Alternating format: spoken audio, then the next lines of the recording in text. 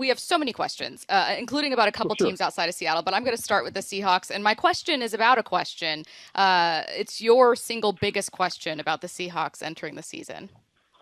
Obviously, the play of Sam. Are you getting the guy during the regular season where he was fantastic? And then in the playoffs, it took a turn. Now, I get it. I mean, I understand that. I've been in football my whole life, but it was puzzling for me, because I was like, really?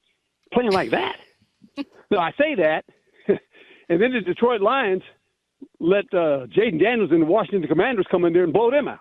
So it's like, okay, I get it. Coach, you have obviously been in the game since 1977, your first year. So you've seen the game change, and I kind of like where it's headed with some of these offenses compacting these formations and using the run a bit more. I think that will help a guy like Sam Darnold. How do you think the offense has helped him last year and will help him this year? Yeah, no doubt, and I think he's really good in a system where he can use the running game. He's a good play-action quarterback. Some quarterbacks don't like getting under center. He don't have a problem doing that. And, the thing with that is a lot of these young quarterbacks, because they don't get under center, it's very difficult at times for them to play action pass because they have to turn their back away from the defense, right? And that's what gets a lot of these young guys all of a sudden play action. I'm going with the ball fake, and all of a sudden my eyes are off the defense for about a split second, and defenses can change. But for Sam, I think it'll be good. And you mentioned where these offenses are headed. In my opinion, when you watch it, the hardest player to cover in the National Football League, it has been trending this way the last couple seasons, no one can cover the tight end. He's always open. It's unbelievable. The tight ends are always open in the middle of the field. They don't even have to run a route. Just go run in the middle of the field and stop. And we'll throw you the ball and you'll catch it. So I think a lot of these teams are going to go more to the tight end involved in this offense, which they should, and the running backs coming out of the backfield catching passes. Because that's the problem all of a sudden for the NFL. We don't handle that very good on defense. Yeah, I remember Carolina and Olsen just completely burning even the Seahawks defense when it was at its prime, right? Legion of Boom. There'd still be some games where Olsen would get the best of them. Hey, we asked Clint Kubiak a question about kind of like, hey, what's your ideal running back? If I were to stay within the vein of talking tight ends, when you look at just like what kind of elite tight end succeeds in today's game, what's that guy look like? The elite tight end, you're saying? Mm-hmm. Yeah. The athletic guy, right? I mean, athletic, can run. Don't have to use him a lot in the blocking game, but you can. But the guy that can run and catch, I mean, we see him. Like Kelsey's that kind of guy, and he's old, right? He's still catching balls. I mean, it's almost humorous when you watch Kansas City play. It was fun to watch Pete Carroll last week, but it's also fun to watch our guy over here too because it's just different, right? You got a coach who's 37 years old over here, and you got a coach that's 70-plus over there. What are some of the benefits of going young and the benefits of having a veteran coach too? Well, when you hit some rough spots, right? The veteran is like the old professor. He sits there and says, okay, young guy, and I know I was that young guy at once, you're just a bundle of energy. You're running around and you're getting guys excited, and every day it's like, oh boy, you better be ready because he's coming to work. He's going to fire him up. So I just think it's the experience of being a head coach. I mean, and the only way you get it, I always say, is you got to do it right. It's just like players. You have a player sitting on the bench and you draft him high and say, well, he doesn't have any experience. I say, well, that's your fault as a coach. If you want to get experience, you got to go play, and you're going to have to deal with mistakes. And when you become a head coach, there's a lot on your plate. And, and when the game starts, you got to make a lot of decisions. And here's the funny part. You can't stay on one side of the ball.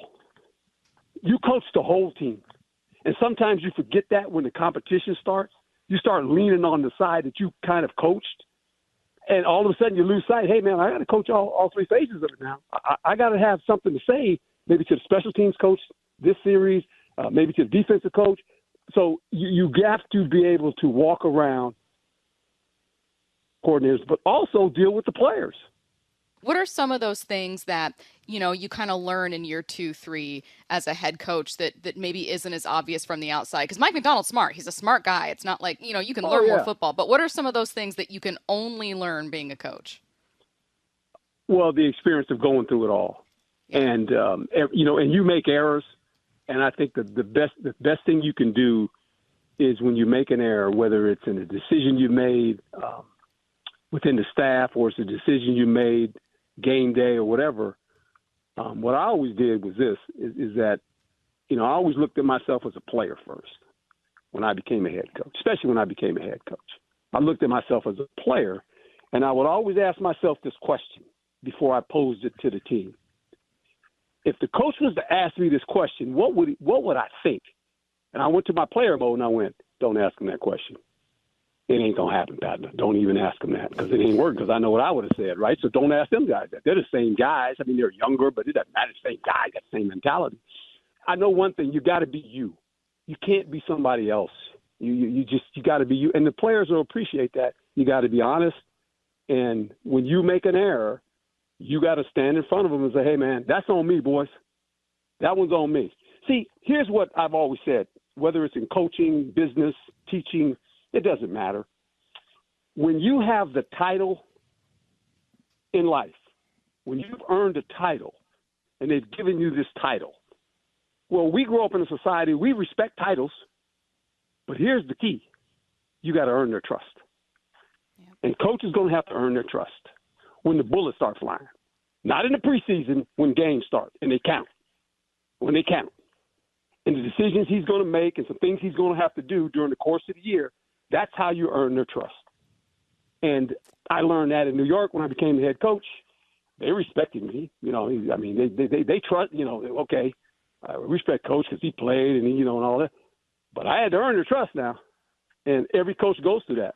I want to ask you a question about the NFC West. It's such an interesting division to me because it feels wide open. I know a lot of people have the Rams to win this thing, as they should.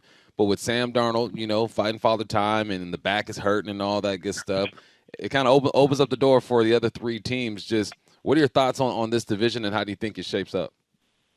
No, you said it right now. I think if you were, laying odds on it like Vegas does, you would say the Rams are the leader in the clubhouse, right? But it's only it's only in the clubhouse, right? It's not, they ain't written it down yet, right?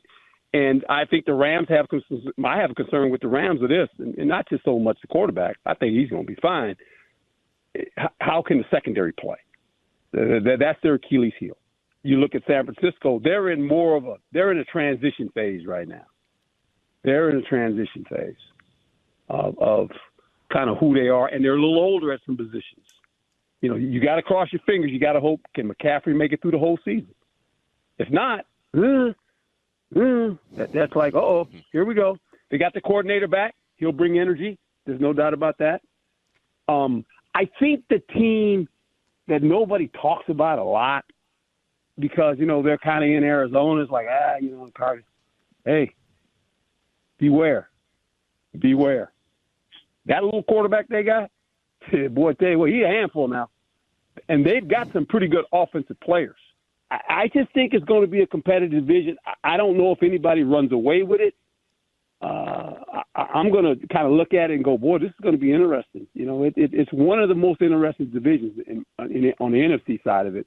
When you're looking at the league as a whole, so you have the teams that we kind of know what to expect. I know what to expect from the Chiefs, and I think I know what to expect this year from some of the league's really struggling teams. The really fascinating ones are the ones that maybe missed the playoffs, but they got an infusion of talent, or that were really solid, but they lost some important pieces. What's a team that you're looking at league-wide, that just the first one that comes to mind where you think, they're really interesting to me. I think they could surprise some people. I'm going to have my eye on them, starting with week 1.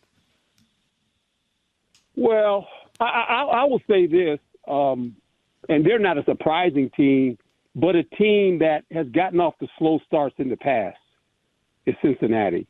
Yeah. That division is kind of interesting as well. Aaron Rodgers now goes to Pittsburgh, The only reason they bring in Aaron Rodgers is for one reason. Mike Tomlin can win 10 games every year. It doesn't matter who the quarterback is. They need a quarterback to win in the playoffs.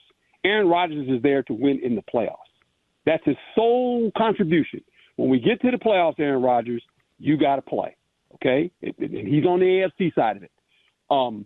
As I said, you know, when you break this thing down, Cincinnati, all of a sudden, Joe Burrows never plays in the preseason. He couldn't wait to play. And I tell you what, that offense was humming. Now, can they stop somebody? That's another thing. They might have to score 30 every week. Who knows? You know, the Chiefs are the Chiefs. We know who they are, especially in the playoffs. The Buffalo Bills, right? I mean, we get it. We know who they are. The Baltimore Ravens, we get it. And here's what I said numerous times. Watch the Bears. Yeah. Watch the Bears. Caleb Williams, watch the Bears. I think he's going to be better. Guys, Caleb Williams has a lot of talent. Yep. You guys probably saw him when he was in college. He has a lot of talent now. I'm not saying Chicago's going to win 12 games, but I think the Chicago Bears are going to be better. You get full bragging rights if they do win 12 games, though, Coach. Call me back. So you'll be calling me back about halfway Absolutely. through the season. You'll say, Coach, you were right, Coach. Look at the Bears. Yes. I'm going to go, yeah, the Bears.